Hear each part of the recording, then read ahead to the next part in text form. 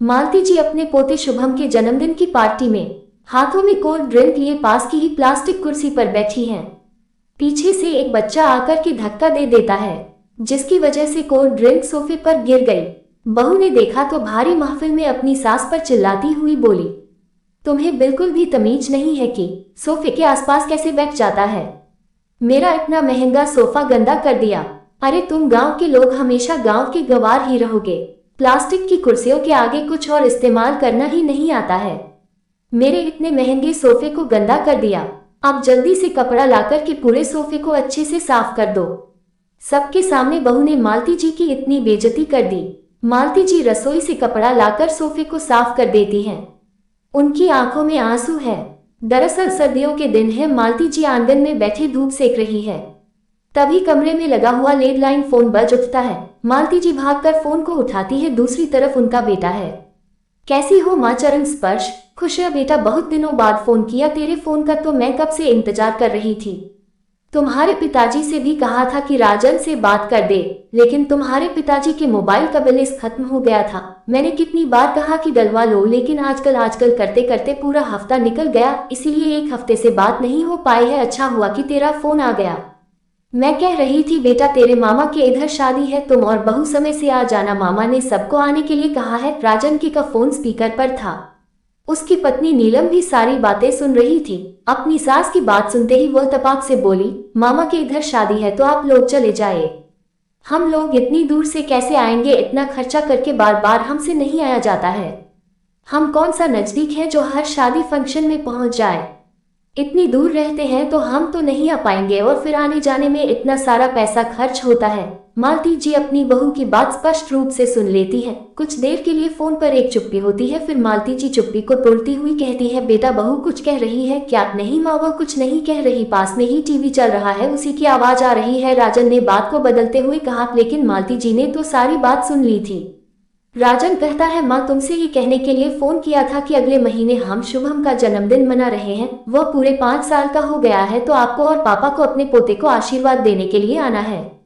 आप आएंगे तो शुभम को भी अच्छा लगेगा। आपको तो पता है वह दादी बाबा के साथ कितना खुश हो जाता है। ठीक है बेटा, तुम्हारे पिताजी से बात करूंगी। और फिर अगले महीने माँ के घर शादी भी है, उधर भी जाना है। जरा देखकर ही रिजर्वेशन करवाना। कहीं ऐसा ना हो जिस समय पर शादी हो उसी समय पर शुभम का जन्मदिन हो। ठीक है माँ। इतना कह करके राजन फोन को रख देता है। थोड़ी देर में मालती जी के पति विद्यासागर जी, जो कि खेतों पर टहलने गए थे, घर वापस आ गए। मालती जी अपने पति से अपने बेटे के फोन आने की बात कहती हैं और कहती है कि बेटा कह रहा था कि शुभम के जन्मदिन पर आना है। शुभम का जन्मदिन तो मेरे मायके में शादी के आसपास ही है। कहीं ऐसा ना हो कि दोनों चीज एक साथ हो जाए तो कैसे काम चलेगा। हाँ मालती, कह तो तुम सही रही हो। विद्यासागर जी शादी का कार्ड उठाकर उसकी तारीख देखते हैं तो कहते हैं, मालती 8 तारीख को तुम्हारे मायके में शादी है और 10 तारीख को ही शुभम का जन्मदिन है। जाना तो बहुत मुश्किल है। अगली बार बेटे का फोन आए तो तुम उसको मना कर देना।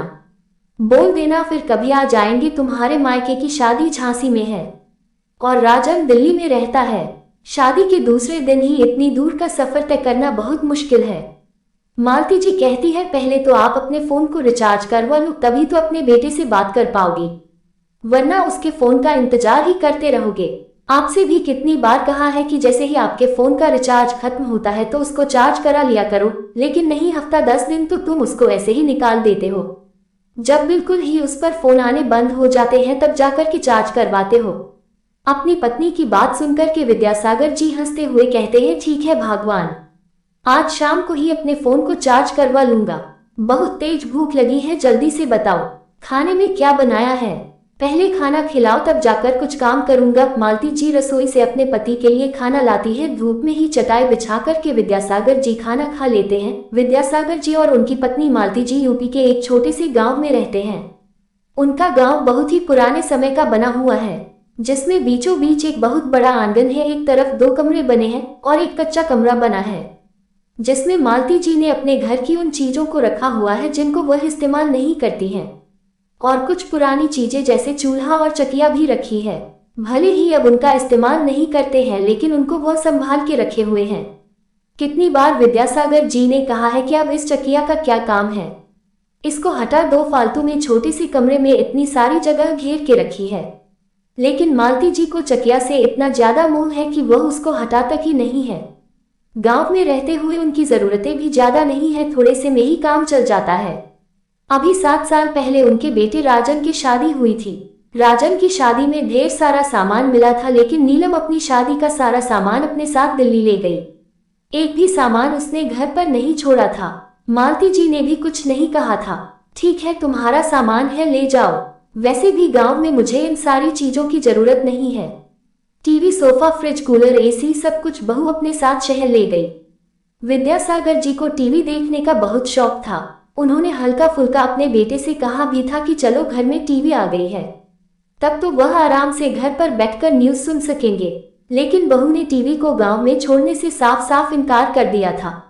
अगर आपके लिए टीवी छोड़ जाएंगे तो उधर हमें नहीं खरीदनी पड़ेगी, और जब हमारे पास हमारी टीवी है तो हम क्यों खरीदेंगे, आप अपने लिए दूसरी टीवी खरीद लेना। दूसरे दिन फोन को रिचार्ज करा कर मालती जी अपने बेटे को फोन करती है और सारी बातें बता देती है कि बेटा शादी और जन्मदिन दोनों साथ ही पड़ रहे हैं, इसीलिए तुम्हारे पिताजी का रहे हैं कि आना बहुत मुश्किल है, हम फिर आगे पीछे आ जाएंगे।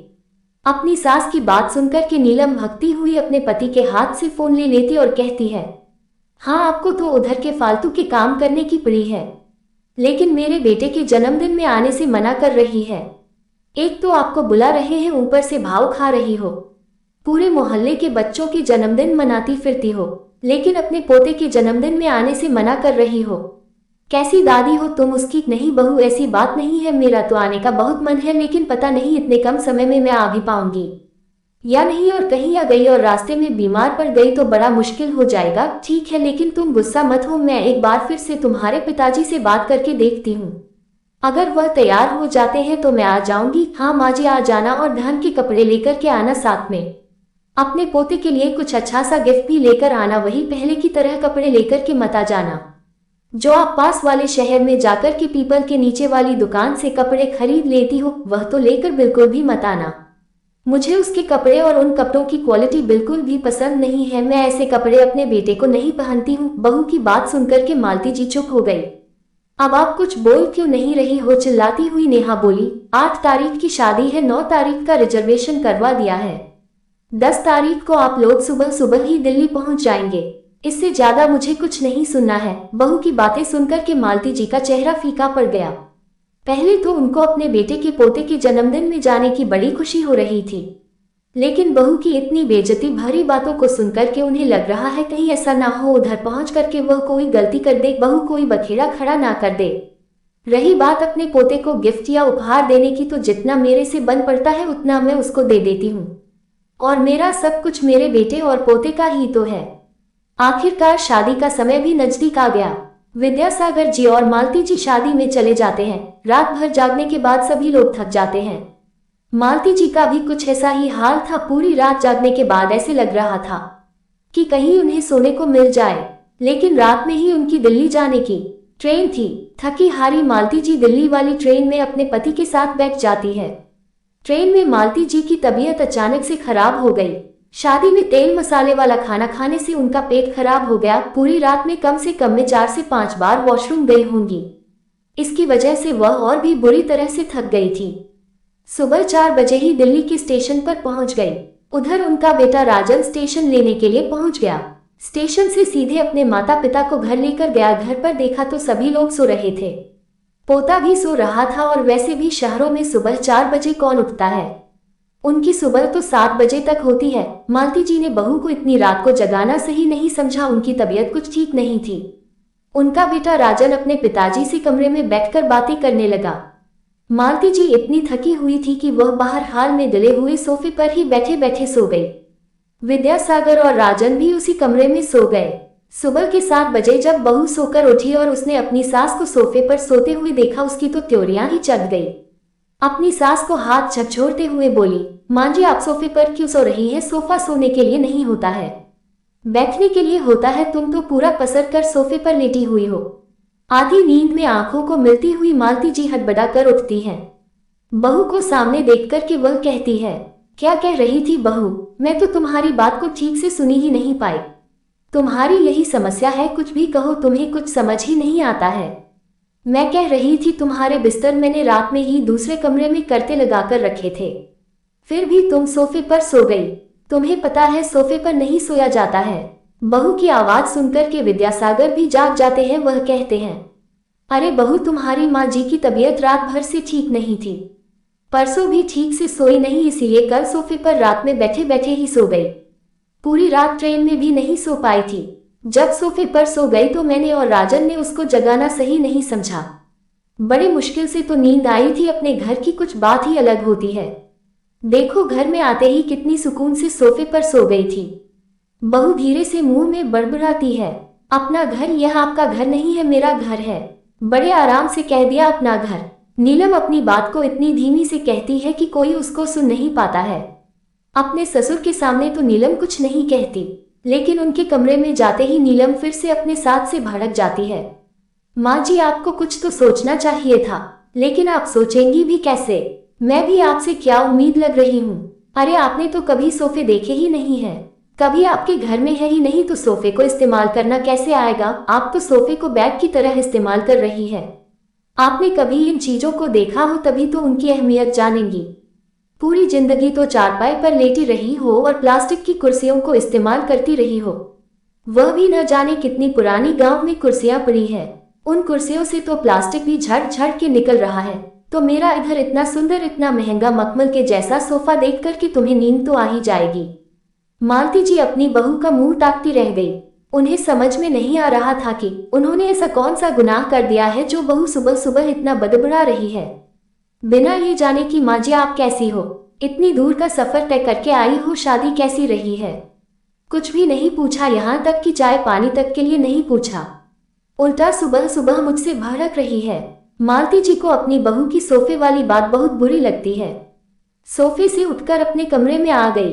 कमरे में आकर देखा तो दो गद्दे नीचे जमीन पर बिछाए हुए हैं, जहां पर मालती जी विद्यासागर के लिए उनकी बहू ने व्यवस्था की है। मालती जी अपने पति से कहती है, मैं बहू के सोफे पर बैठ गई तो बहू ने मुझे इतना कुछ सुना दिया कि आपके घर में तो प्लास्टिक की कुर्सियां हैं, इसीलिए सोफे की कीमत नहीं जानती हैं।